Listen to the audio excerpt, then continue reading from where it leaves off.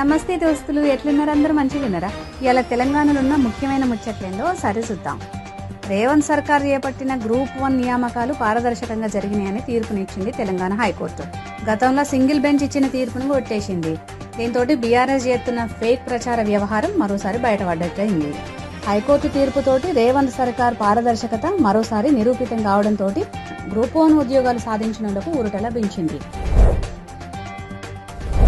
తెలంగాణలో అభివృద్ధి జరగాలంటే కాంగ్రెస్ కు ఓటేయాలని పిలుపునిచ్చింది సీఎం రేవంత్ రెడ్డి.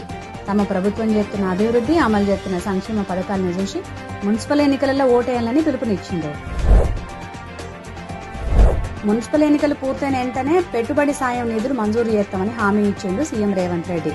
గత 2 ఏళ్లుగా సీజన్ కు ముందుగానే పెట్టుబడి సాయం అందిస్తున్నది రేవంత్ సర్కార్.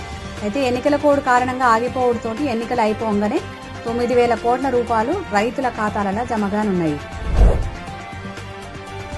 10 ఏళ్ల పాటు రాష్ట్రాన్ని దోసుకొని తమ కూటీల నీతిని తెలంగాణకు ఆపాదించేందుకు ప్రయత్నించిన బీఆర్ఎస్ మరోసారి పరువు ఓడ్చుకున్నది. స్కామ్లు, ఫోన్ ట్యాపింగ్లు చేసిన వాళ్ళు జాతిపిత ఎట్లయితారని ప్రశ్నిస్తున్నది తెలంగాణ ప్రజలు. తెలంగాణ కోసం త్యాగాలు చేసిన ప్రొఫెసర్ జయశంకర్ సారు, కొండ లక్ష్మణ్, బాపూజీ లాంటి వాళ్లకు ఈ అర్హత ఉందని చెప్తున్నారు. మున్సిపల్ ఎన్నికలలో కాంగ్రెస్ దూకుడు ప్రదర్శిస్తున్నది. ఎన్నికలకు ముందే రాష్ట్రంలో 14 వార్డులకు ఏకగ్రీవాలు జరిగితే అందులో 12 కాంగ్రెస్ పార్టీ గెలిచింది. రామగుండం, మహబూబ్ నగర్ కార్పొరేషన్లలో 2 డివిజన్లు కాంగ్రెస్ కు ఏకగ్రీవం అయినాయి. ఇక ఇయ్యూళ్ళు అయ్యాలంటే తెలంగాణలో ఉన్న ముఖ్యమైన ముచ్చట్లు రేపు మంచి ముచ్చట్లతోటి మళ్ళీ కలుద్దాం. శనార్థులు.